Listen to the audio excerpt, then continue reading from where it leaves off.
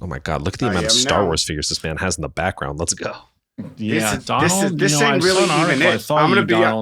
I'm not even gonna lie, man. This ain't even it. I went to storage to go get them, and I missed one box. And then I looked online on how much these bad boys are worth. Holy shit! I bought these almost 10 years ago. These things are worth so much money right now. Sideshow. I saw an article. I'm trying to buy you.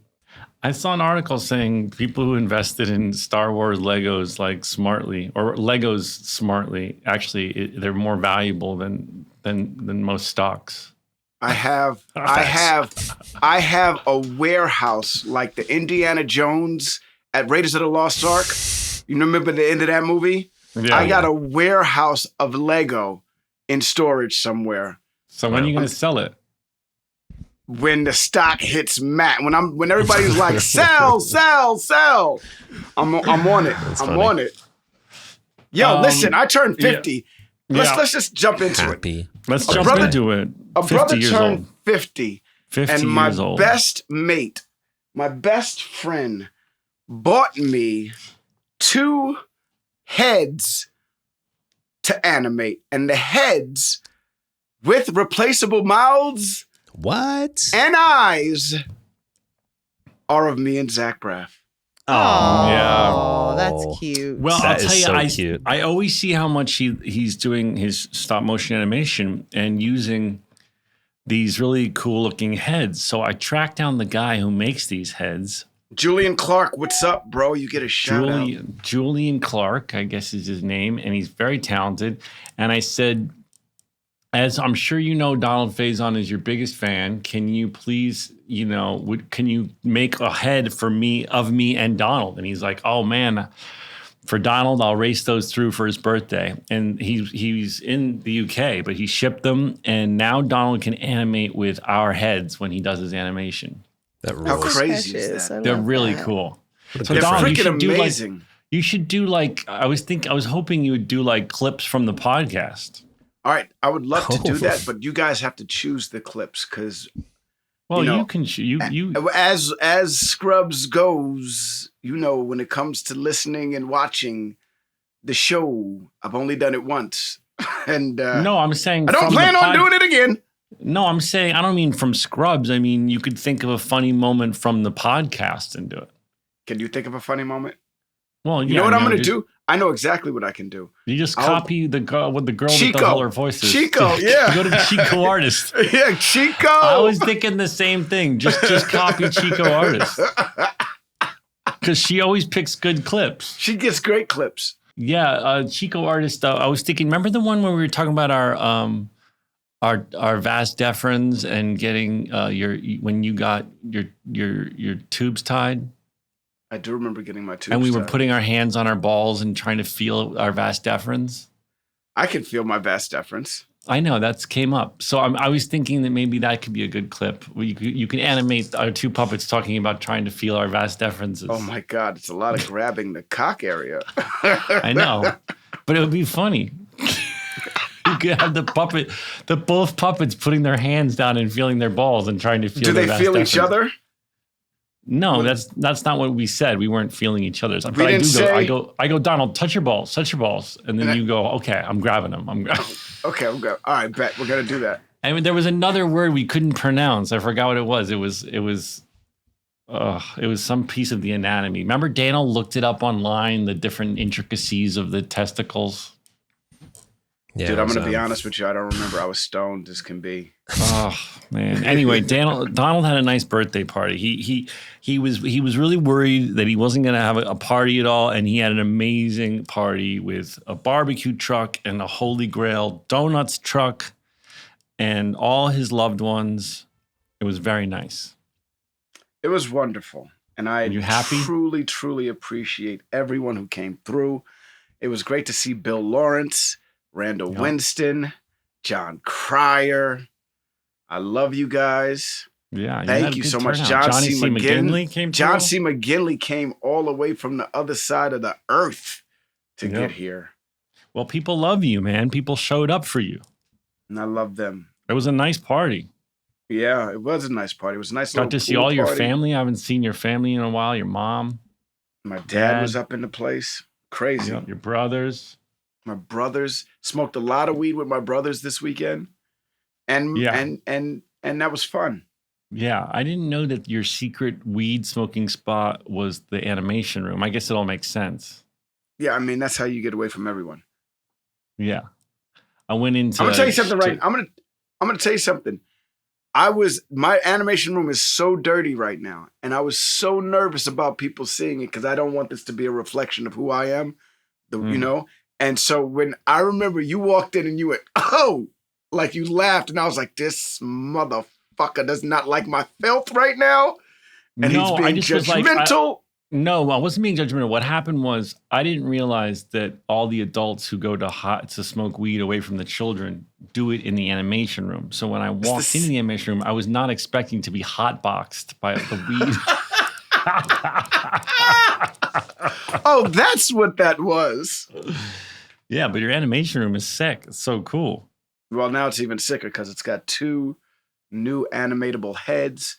So your next project better use our heads. Oh, it will. I don't want to see those other old heads. I mean, you're going to see those too, but we will be involved as well. I want to focus on us. It'll be focused on us. Because it'll be good content for promoting the podcast. Just like remember we used to commission those little animated videos?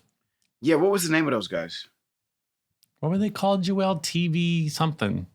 TV Tuna TV? Something like that.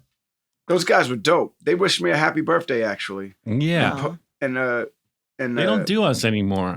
They used to do it. We used to commission some, but then they used to just do them on their own, but they don't do it anymore. No. I think they have a deal with the ladies of The Office. Oh, really? The Office ladies? I don't know. I could be speaking out of my asshole. Why? Because you follow them and they do a lot of Office ladies content? I've seen some Office ladies content. I think they do everybody. If you have a podcast and you had a funny moment, they like to, No, they like to find it. They must listen to a lot of podcasts. Cartoona. Come on. Why did you stop doing us? Cartoona. Get back. We should do a jingle for Cartoona. Joelle, I saw you at the Meg the Stallion concert. Looked like you were having fun. I had a blast. It was great. I wasn't there. Don't get me wrong. I didn't see you because I was at the Meg the Stallion that would be concert. Shocking. What would you have? Would you have been surprised to see me at the Meg Have the you Stallion seen Meg the Stallion, bro? So initially, yes. I would not have been surprised. I wish there were so many straight men friend groups who were like rapping every single word. I was like, oh, y'all are fans. Okay, cool. It was fun. It was like there were a bunch of goth people there, which was again shocking. It was just everybody loves Meg. The anime girlies were out. Wait, hold up. Is Meg like LGBTQ like spokesperson? Yes, in that like the queers love her. I would also just say that because she's such an open anime stan and like she's a very vocal nerd. She's like I think one of her album covers is based off of a character. I think a lot of people feel free to like let their freak flags fly at a Megan concert. It was through anime. Is that what anime is? I don't understand. See, I noticed that anime is a lot of people are watching it right now, but is that a part of the culture also? Yeah, I think, when Daniel and I were kids, Cartoon Network split itself into 2 parts. You have Adult Swim at night and Cartoon Network in the mornings. Cartoon Network is for children. At night, you got Adult Swim. Adult Swim introduced a whole generation to a ton of anime that they might have missed otherwise. And now, Sony has Crunchyroll, which does a lot of like, as shows are airing in Japan, they also will air simultaneously here, which is new. So the culture has just really blossomed over the past couple of years. And Meg the Stallion is outspoken for loving anime. Yes. She's dressed up as favorite characters. Somebody brought there's a very popular anime called One Piece. Someone brought their manga and she was like asking them which their favorite characters were. And she signed their book and stuff. I saw several girls in different anime character costumes there. So yeah, it was a good time. One Piece is so interesting. There's like 2,000 episodes of One Piece, man. That's a lot. It's been going. My kid watches one. My Rocco freaking swears by One Piece, man. It's a good show. He loves Zoro. He loves what's the kid's name? What's Luffy? the dude's name? Yeah, Luffy. Mm-hmm. I guess it's all in Japanese. Is that correct? They have English dubbed ones, but he could also just choose to watch the Japanese subs. Not a lot of English dubbed ones. Just the English dubbed ones are on YouTube, is what I'm finding, and not streamable. And so I kind of like that he has to read this shit. One, totally true. I'm listen. A lot of times the Japanese voice actors are really nailing it, and it's sort of hit or miss when we get our subs over here. But there should be some available. Maybe on Hulu. I know on Hulu you can change your settings. Like the Sailor Moon stuff was all in Japanese until I figured out how to change the settings, and then I could get the English dub. But either way, great show, super fun. More importantly, let's talk about Hawk Tuah Girl. Oh my God. She's taken over the nation. I don't know who she is. I've heard men talk about her. Educate me. Joelle, how have you missed all the Hawk Tuah memes? I was at Meg. I was busy. Yeah. Well, she took over the earth. Yeah, the Hawk Tuah Girl has like she is a superhero now, pretty much. She could probably run for office and win. She became so popular. I don't think I've ever seen so many memes of a person. Some of the memes are so funny, though, I have to say. But it's all reaction of men after they hear the Hawk Tuah and spit on that thing. I know, but people got really creative with the memes, though. My Instagram. My favorite one is guys. You can Hawk too and spit on that thing too, you know.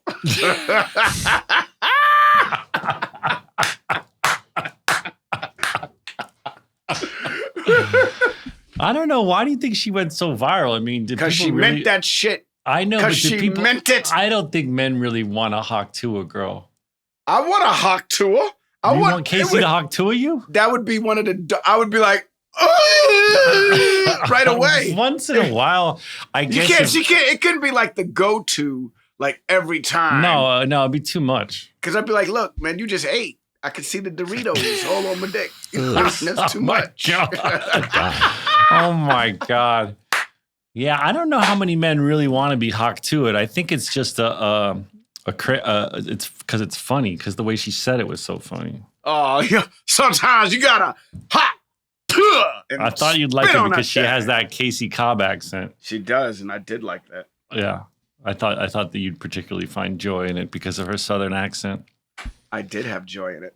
All right, Craig Robinson is here. Is he here, Daniel? Yes, he is. Oh my God, this is very exciting. A very funny man. Have you ever met him in real life, Donald? I haven't. A couple of times, man. This is going to be fun. I'm very excited. All right, let's count us in, Donald Faison. Here's some stories about a show we made, about a bunch of docs and nurses and a janitor who loved to hate. I said, here's the stories that you all should know. So gather round to hear our Scrubs Rewatch show with Zach and Donald. Mm-hmm. There he is. Hello.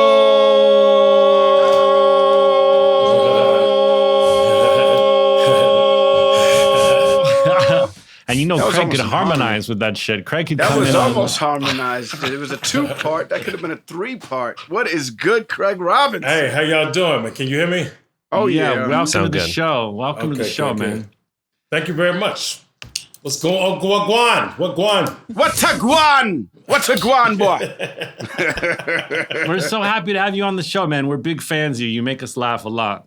Thank you. I feel the same way about y'all. I've been in love with y'all for a mighty long time. It's always good to see you pop up on commercials and all that kind of stuff, man. Well, you know, no one out-pizzas the hut, Craig Robinson. No one out-pizzas the hut. You got a point there, my friend.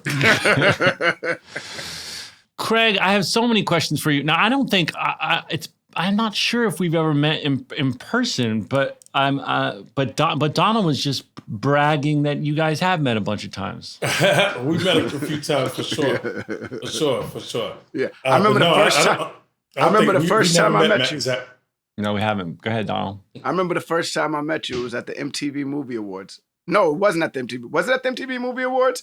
All I know is I ran up on you, and I was like, "You the funniest black man alive right now." You looked at me like, "Nigga, what the fuck is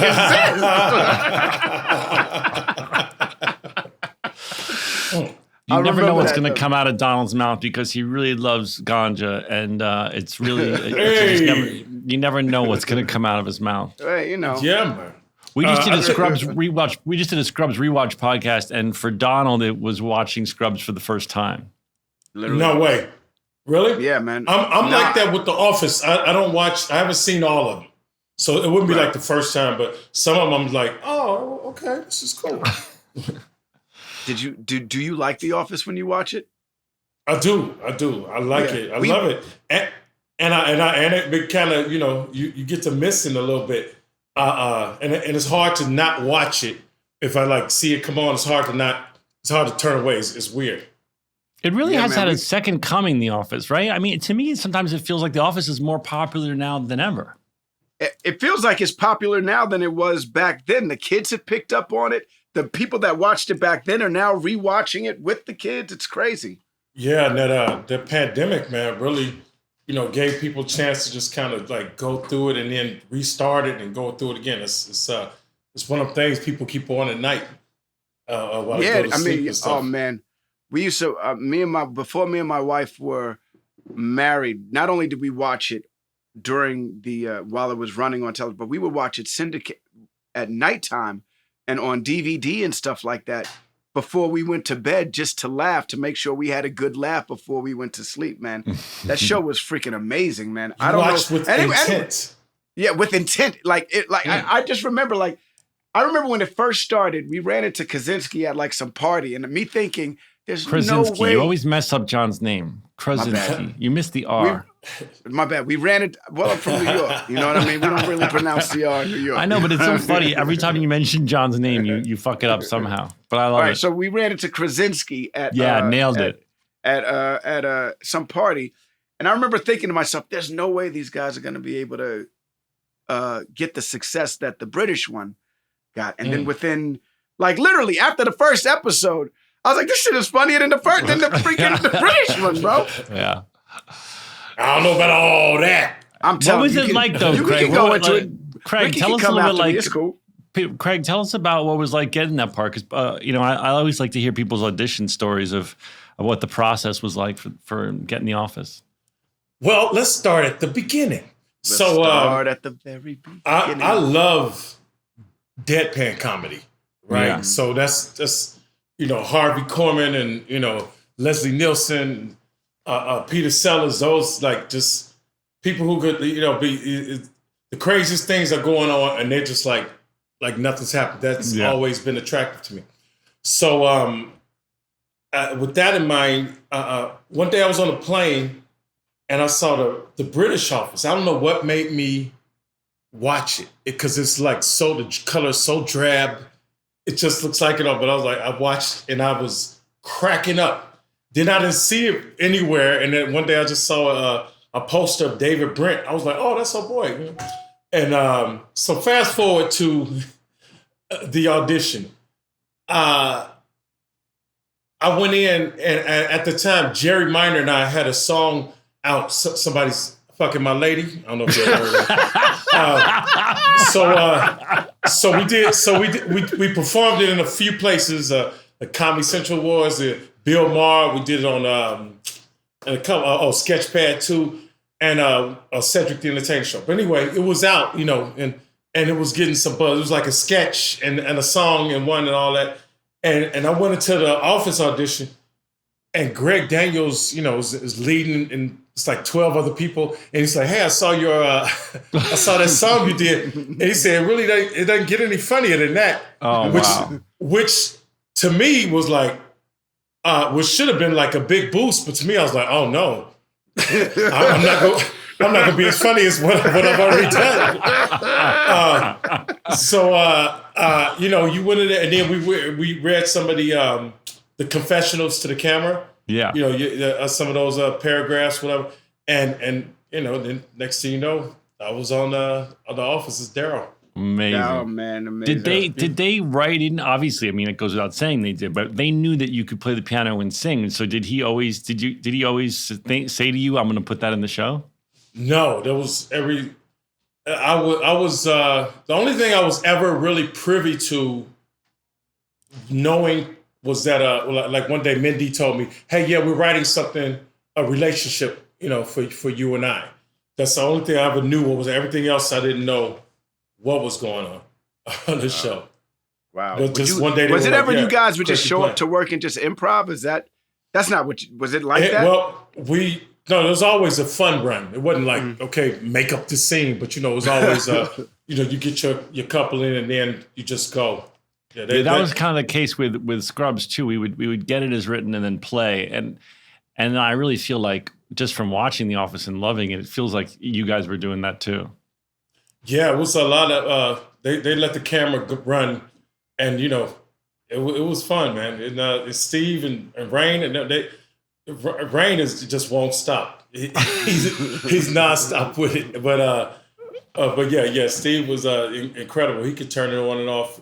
Yeah, it was an amazing thing to be a part of, man. I'm so honored, and I watch it, and I'm still in awe that I was a part of it. Like, because I watch the ones I'm not in. I'm like, where did I fit into this? This is crazy. Well, you fit in great. I mean, yeah, man, you're incredible. Now, tell us about how you got into music. Did you start? How did you become such a talented musician? Now, I know that you started in Chicago, if I'm correct, at school.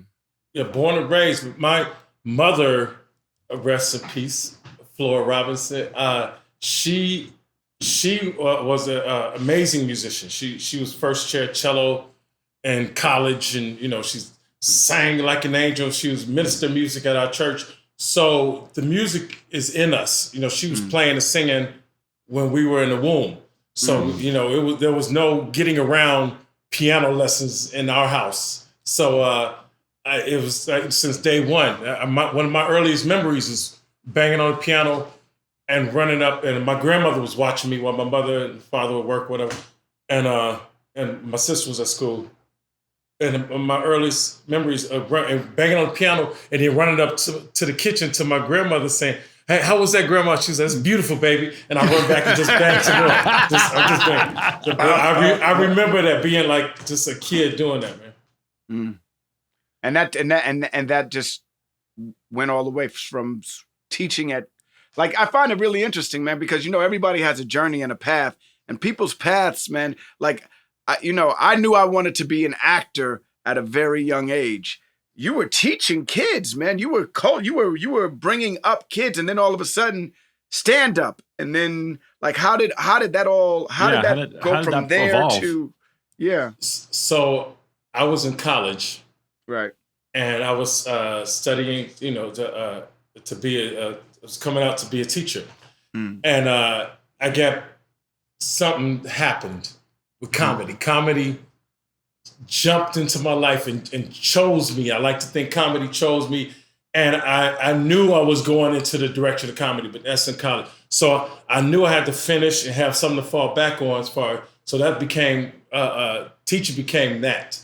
But in college, I started studying and trying to figure out, because someone was just like, I can do this, man. This is because I played too much. I was that dude, you play too much, always joking, always silly, never serious about anything. Comedy is the first thing I took serious. Wow. And so once I got out of college and started teaching music, I would teach during the day, then I would go, and I was actually a bouncer at a nightclub. And then also, but wait, I was the guy who went to get the bigger guys. Hey, they fighting. I wasn't like, hey, come here, So it was that, and also I would do comedy, at night, every night that I could. So it was like teaching and I was burning the candle at both ends, but I was trying to figure out, how to put these 5 minutes together, what have you. And I had to get a spot on Def Comedy Jam while I was teaching. I taught Chicago and Indiana. But first it was Indiana, but then it was Chicago. And when I was in Chicago, I ended up getting a spot on Def Comedy Jam. And then I came back to school, and it was like, Mr. Robinson, we're on Def Comedy Jam this weekend.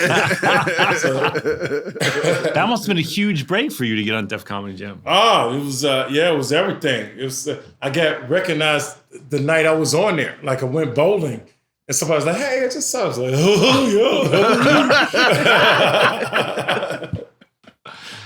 and did you start like, when did you start putting the music with the comedy? Because that's so unique. I love it. Like I know Galifianakis does that, and obviously Steve Martin did it with the banjo. But I love comedians that have the ability to combine music with their comedy. It's a very unique trait. When did you start doing that? So I can tell you exactly. I did about 2 or 3 sets without the keyboard. So one was called Heckler's Heaven, and that was in Chicago. And what they would do is you get 3 people in the audience have a rubber chicken, okay? Oh, no. And then other people have scorecards. So you get a total of 8 minutes if you can make it, but you get 3 minutes of nobody heckling you. You get to start doing your thing. And after 3 minutes, they ring a bell. And if you get all 3 chickens from the 3 different audience members, you got to get off the stage. Well, the first time I went, I said to the girl, I said, sign me up. I was ready. And she said, you know, it's hard. And I was like, okay. And then I think like Deion Cole went up, and James Hanna and B. Cole and Corey Holcomb, all these Chicago killers. And I went to the girl, I said, could you take my name off the list, please? That's a wrap. I'm good. Why, they got crushed? They got crushed? No. They were crushing. They were crushing. And I was just like, I was so new, you know. So the second week I went and I said, I'm going up no matter what. I'm going up, sign up. And I went up there and I got 2 chickens. And for whatever reason, I was like, I'm not getting that 3rd chicken. And I cut out before the 3rd one, right? So then the 3rd week, I went back and I took my keyboard, and it wasn't just a random take the keyboard. I've been making people laugh with the keyboard at church, and in school I'll play for girls on the phone and sing my way into some panties, whatever. So so the 3rd week I went, took the keyboard, and it just was magical. And it was all she wrote. And I started, I went from there. It's so unique, too. I think people are so happy when they see it because, being able to combine music with your humor is just refreshing, Yeah, it's so fun. It's a marriage that I'm glad I, was blessed with to do them. All right, I want to go back. So I want to go back now. So then, where did the Apatow gang come into play? Because, out of nowhere, there was a black dude in the Apatow gang. And it was not me. Donald was jealous, but then he had to be like, damn, that fucking dude's funny. Oh man.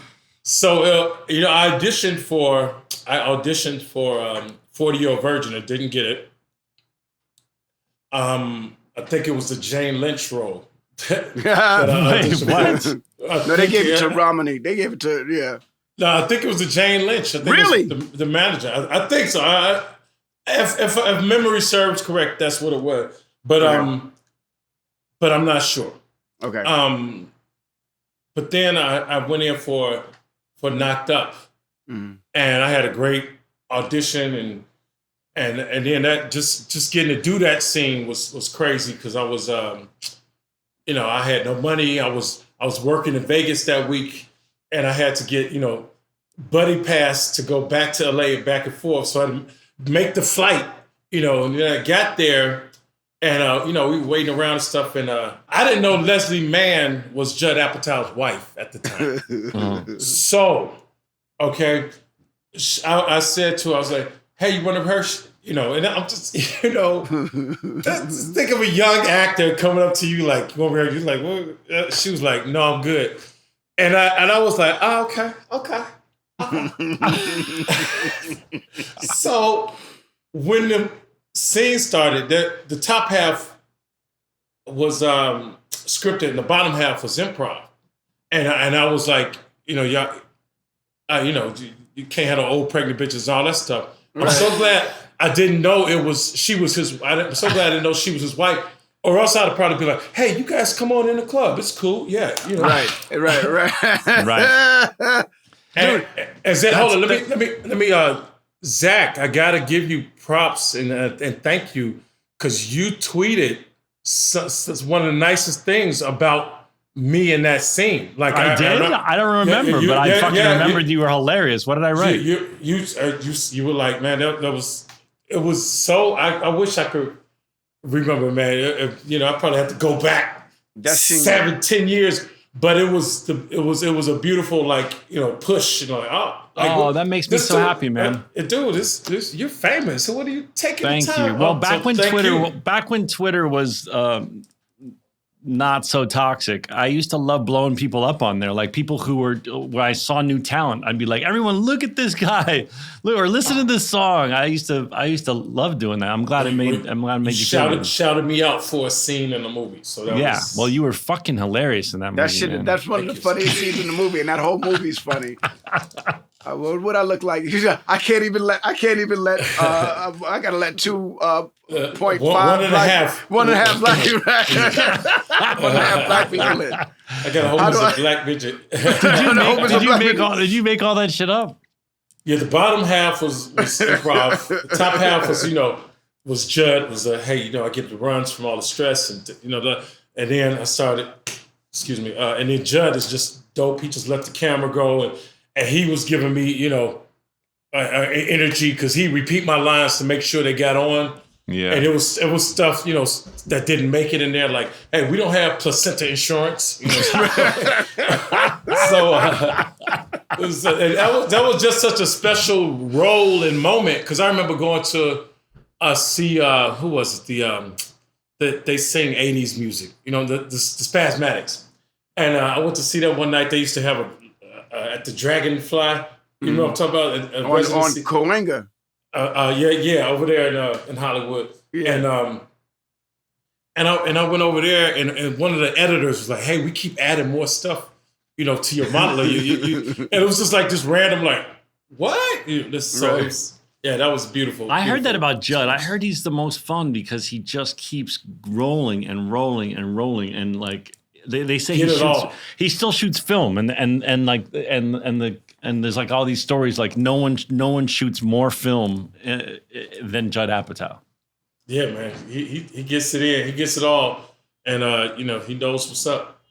That's what's up. Shout out. Well, he's been you guys are a really good team when you work together, because you guys have made some really fucking fun shit. It's like the 5 of them, right? Isn't it 5 of y'all? It's you, Seth, you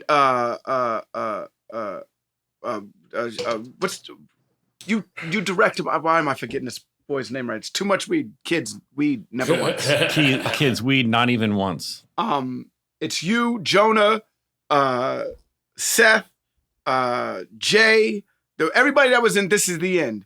You got like that became another group. James, James Franco. So like, how did that? Like, you guys were all Judd's guys, and then you guys just all spread out and did your own thing. Like Eastbound and Down, that shit is Danny. That shit is hilarious, man. The stuff that you guys did with freaking Will, let him learn. That shit gets me every time, man. Like, I learn, dog. Listen, man. Listen. I watch your stuff because I know it's gonna be funny, and I know you are surrounded by such good people, and the stuff that y'all put out is so good. So whenever I see you, I'm like, well, I'm gonna put it on because I know Hot Tub Time Machine. I gave that shit a shot because you was in it, and that shit was hilarious. You know what I mean? Like, nobody was gonna go see Hot Tub Time Machine. That's the craziest name in the world. That's like Snakes on a Plane, though. You know what you're gonna get. You know exactly what you're gonna get. But then Hot Tub Time Machine turns out to be a fucking really good movie, man. Like a really good movie. That's where people saw it too, on the plane. A lot of people saw that. I wish I could take credit, say, oh yeah, I was in this group and we switched in this. But I've always been a hired hand. You know what I'm saying? Danny knew while we were shooting Pineapple Express. He was like, hey, if you want to come hang out and work on such and such. He was talking about Eastbound and Down. He was like, we'll be in Wilmington, man, shooting on the beach. And And then it just so happened, this is how good God is. It just so happened my office schedule, like the 1 week I had off, it was the week they wanted me for Eastbound. So that happened, a couple of years in a row. That's so lucky when it works out, right? When all of a sudden just the universe is just in line with... Because how many times has it been like, no work. 3 projects need you for October 15th. And you're like, yeah, that's how it goes. Exactly. You were like, you never go. Exactly. Or you never go away. You finally plan a trip to just do something with your friends and family. And they're like, that's the week they need you. That's how Hollywood works, right? All of a sudden you're sitting around for months and months and months. They're like, I'm gonna go away. That's the week they want you. This Is the End looked like it was the most fun movie to ever make. Right? Donald, I know you love that movie. I love that movie. I watch that movie still. I love that movie. The fact that y'all freaking survived the rapture, I don't know how you did that. and it was like these 3 genres, right? Like you got the weed, you got the comedy, you got horror, like all blending together. It was crazy. And yeah, we shot for like 2-3 months in New Orleans. Mm-hmm. So that crew was, we had some fun, man. One night we went to see BBD at the House of Blues. Oh my gosh! And I just remember it was one of these nights where you don't know what time it is and the sun is out when you came out the club. It was dope. And the one time Danny and I went and we had some of that. We had the day off. What's that? The crazy alcohol? Absinthe. Absinthe. We had some absinthe. But they gotta water that shit down. Danny seems like the dopest dude ever. Danny seems like he is the character he plays. Danny is more laid back than that, way more laid back than that character, man. He's a family man and all that. But he's a fun guy. Super cool.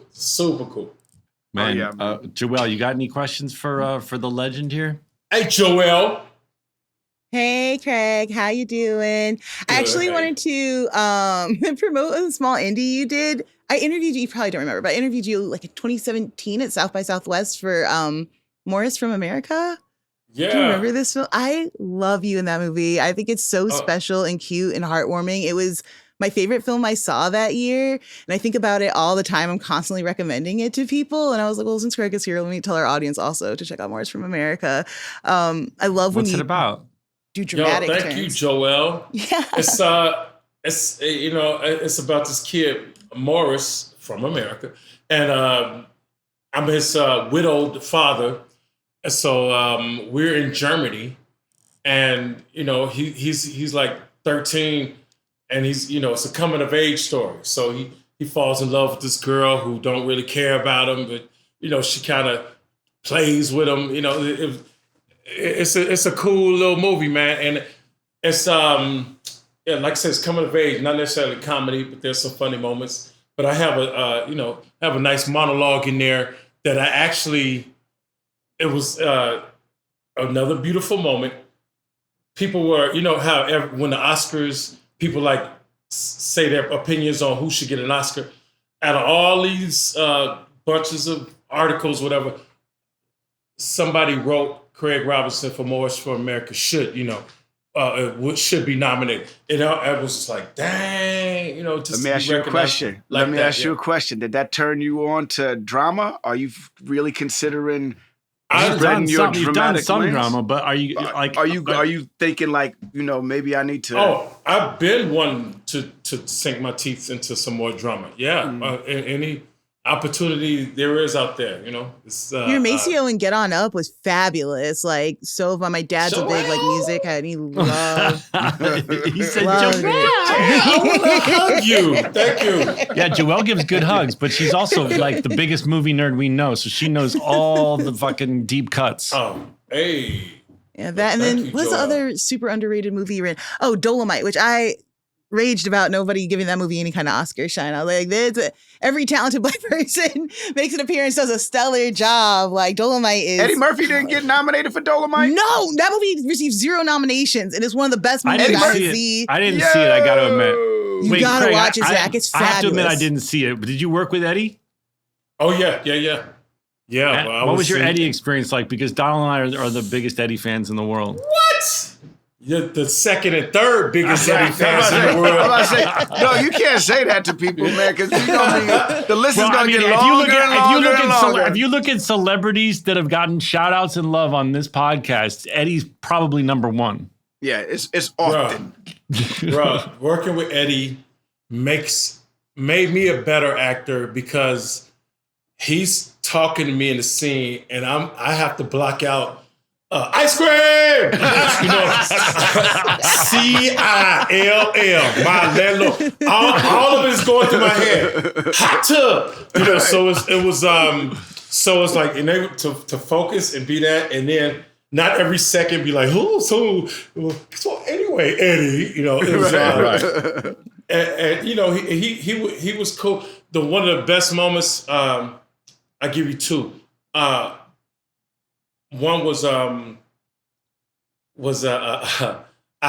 did an improv. He wasn't there, and I said an improv. It's a time period, 70s. So it was a lady who looked like what's the blonde? And she had the flip hair. Farrah Fawcett? No. Sandy Duncan. Sandy Duncan. Wow, good pull. So Great I said. pull. So I said something Sandy Duncan, right? And then the Eddie came on set, and the director was talking, and then he said, Sandy Duncan, and then Eddie started talking, and he said, blah, blah, blah. He said, yeah, Sandy Duncan is funny, blah, blah, blah. And I was like, he said Sandy Duncan, right? So, and then the second moment was he would bring his guitar to set, and so in between lighting, he's just jamming. One day we on set, there's the piano. Oh my God. So he's playing and I sat down, started playing. So now he was like, oh, you play for real, huh? I was like, ooh. Was he a good guitarist? Yes, yeah, he could play. He could play. Shit. No, so it was he was just jamming. Man. Did you lead or you followed him? I just got in where I fit in. I heard the chords. I love that Eddie plays guitar. That's a little. I don't think I've ever seen him do that. I wish somebody had recorded that, but it lives in my memory. We've got Beverly Hills Cop. What number is it coming up? 4, I think. 5. 4 or 5. I think it's 5, right? I will be seated, 1, Joel. 2, 3. I guess it's 4. He came back with a vengeance, huh? Yeah, he wasn't not playing around. Dolomite, and then Coming to America, and there's not many number Saturday 4. Night Live. Wait, is it 4 or 5? He crushed that Saturday Night Live too. It's 4. It's 4. All right, well, listen, there's not many 4th versions of movies I go see, but I will be seated for Beverly Hills Cop 4. And Donald, I'm bringing you to the theater. We're sitting next to each other. I will go to the theater to see Beverly Hills Cop 4. Donald doesn't go to the theater anymore, but you will go for Beverly Hills Cop 4. Yeah, I will go. Because they got everybody back. They got Balky. No, they got freaking what's his name back? Is Bogomil back? I don't know. They got Victor Maitland ain't back. Victor Maitland dead. No, but what's his name? What's his name? Who was the sidekick, the white sidekick? Jeff Reinhold? Reinhold. Judge Reinhold. Yeah. He's back. Yeah. I'm excited to see that. I'm excited. Hey, Faison, you still hooping? Nah, man, that's a wrap. It's a wrap. It's done. I can't anymore. Knees, lungs, all of that shit, man. I done smoked my way off the basketball court, bro. That's a wrap for me, man. But he's gone all in on his son. His son is really good. My kid plays basketball, and that's what my week is. Me traveling to gyms at nighttime so he could get his workouts in. And then on the weekends, he does tournaments every now and then. And so that's where I get my basketball joy. I run into a lot of people who I played basketball with back in the day at these gyms. I ran into Mike Westfall.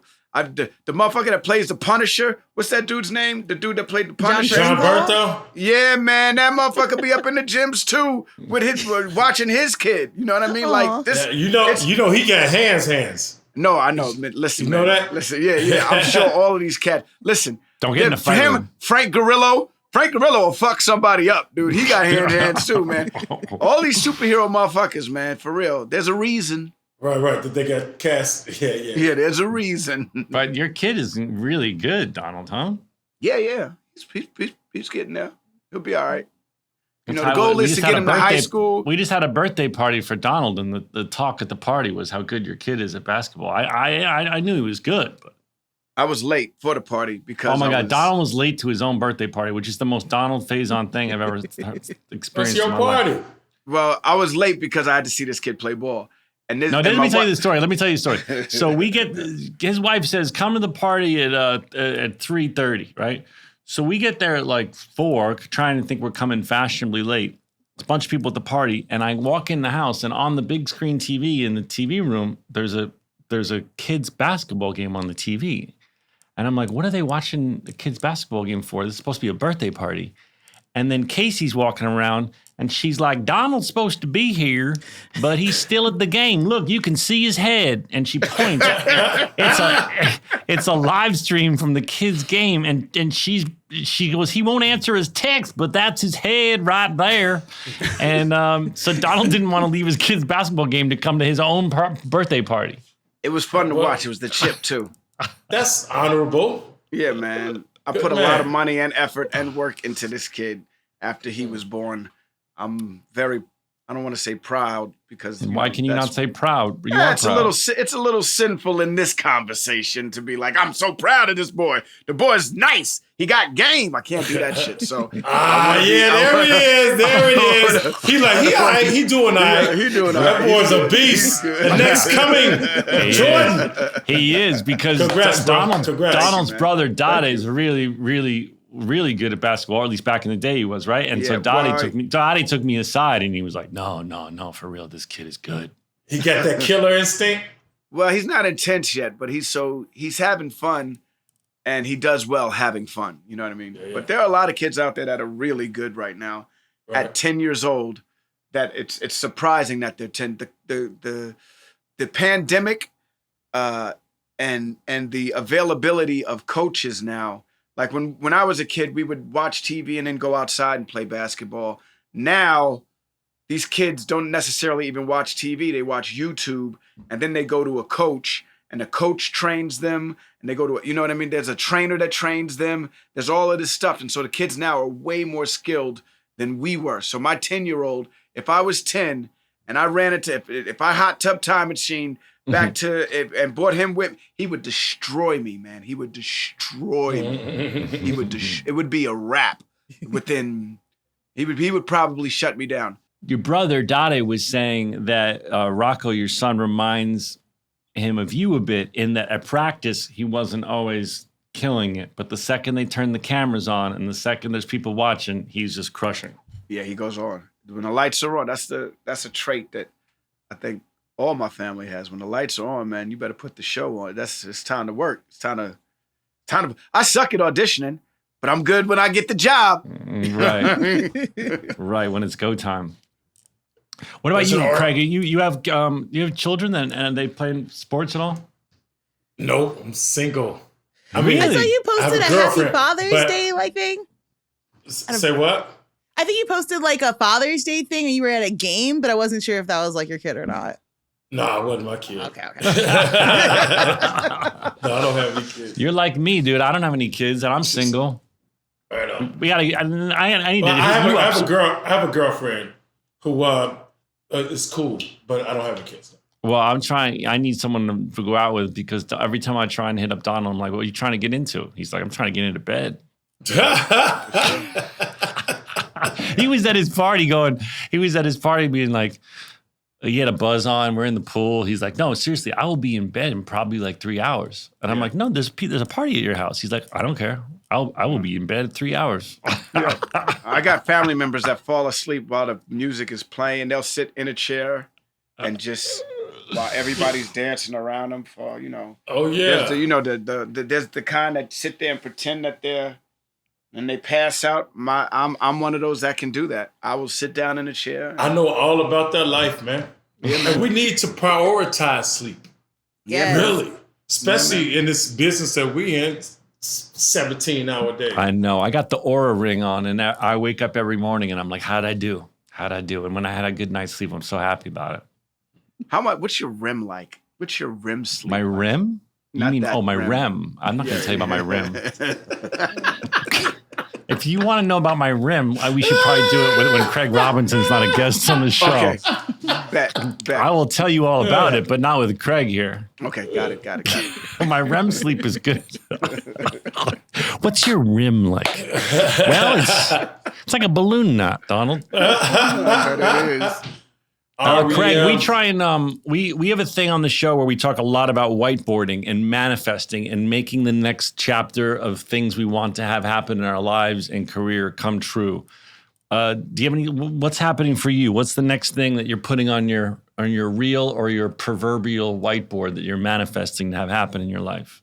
To be on Name That Tune. Get the fuck out of here. You serious? That could happen. That's actually happening. It's happening this week. I'm going to flying to Ireland. Okay. I'm flying to Ireland tonight to be on Name That Tune, man. Really? Yeah. I feel like you should host. You could host that show here in the United States. Yeah, hey, they already got a host. A Do couple they? hosts. Yeah. For Name That Tune? Yeah. Homegirl from 30 Rock. The blonde. What's her name? Oh, Krasinski? Jane Krakowski. Yeah. Krakowski, there you go. Jane Krakowski, and then Randy Jackson is on it too. So I'm going to play, for a couple of days in Ireland. See what's going tuning on. into that show without you hosting is going to be a no for me, dog.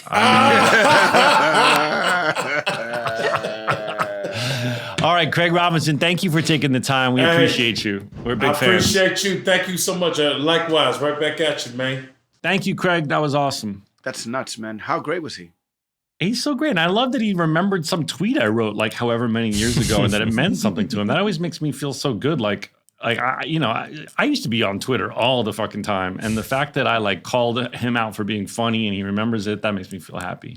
Oh, yeah. I mean, he genuinely is a funny man. I'd love to work with him, man. I would love for us to work with him. Straight up. I think we would have a great time with that whole gang, to be honest with you. I would just love to like really work with him and somehow work in the fact that he's such a funny musician and the piano player. Like, and I just sing with him. Yeah, he could be good for the T-Mobile ads too. Maybe. I was just gonna say he should be a new neighbor in the neighborhood. Yeah, but he's got that Pizza the Hut stuff. Oh, he's a pizza. Is he? And now Pizza he's in Hut? those office. He is Pizza the for what is it now? 7 years, something like that. He was in the commercials, and now he's the voiceover. He's the voice of Pizza Hut now too. Oh, wow. I don't know. I don't see these ads because I don't watch sports. Yeah. Fair. Really, there's a whole like I like ads. I like funny ads, obviously, but if you don't watch sports or any live TV, you don't see them. Yeah. Fair. I don't even see our T-Mobile ads because I don't watch sports. Yeah, I really gotta get into "You're sports. on The lesson is I need to get into sports. Well, there was a great hockey match last night. Did you watch it? I did not, but the Panthers wound up beating the Edmonton Oilers, which is amazing because it looked like Edmonton was going to come back from a 3-0 deficit, which is unheard of in sports. It rarely happens. You know what I mean? I think it's happened in baseball and in hockey. It's happened a few times, but in the NBA, it doesn't happen. And they almost made the comeback, but at the end of it all, the Panthers came through. Yeah. Yeah. See how I do? That was Sports Corner. Yeah. You got it in. And that was Sports Corner. And now it's time for the Hawk Tua Corner. I like to veto the Hawk Tua Sponsored by Hawk Tua. It's not a hawk, it's hawk. Hawk Tua. That's a great superhero name. Someone made I sent you. I know. I sent you. They made a Marvel looking poster and they put her in a costume and it's like the new movie, Hawk Tua. And she's got wings. Like hawk wings. Hawk Tua. All right, audience, we love you. Donald, anything you want to say to our beautiful audience? Besides, I do. Wu-Tang forever. Wu-Tang forever. Everybody likes a little ass play. They do. They do. Yeah, that's what we've heard. That's what we've been told. Joelle, anything you want to tell our beautiful audience? No, thanks for coming on this journey with us so far. I'm really enjoying our new interview style. If there are people you guys think we should interview that you haven't seen or heard us talk about, like, ping us on the social. Let us know about it. We'll try to get them in here. Mm-hmm. Yeah, Daniel and Joelle are still. You guys are still on Twitter, right? Or are you Joelle or just Daniel? I'm still on Twitter, and I am on the Instagram. But I'm on Instagram much more than Twitter because Twitter's kind of a fire field right now. It's not enjoyable. Yeah, what is going on? Like, what is going on? I don't even know anyone media? that's still on. One social media is nothing but hot tour, and the other social media is nothing but freaking. The other one political. Well, that's just like where people. You guys hate political, right? Joelle, right. you really hate Hawk Tua. We get it. It's not our fault. We didn't propagate it. You just dedicated a third of the show to it. Like, is Facebook? By the time this airs, like the Hawk Tua only will safe be forgotten. place? No, Facebook is crazy. Facebook's the worst place. None of these. Facebook's the worst. Facebook's the worst. Look, Facebook is so old to me now. It's like, you know, like my parents. Like, Facebook is old. It seems like that's all that's Facebook's on now. That's whole where grandparents mess. hang out for sure. That's where my mom is. My dad. My mom's friend. My cousin. My aunt Avi Sola. You know, all these motherfuckers on Facebook. We don't go anywhere near there. All right, that was a great show. Thank you, Craig Robinson, for coming on. Count us out, Donald. 5, 6, 7, 8. Some stories about a show we made.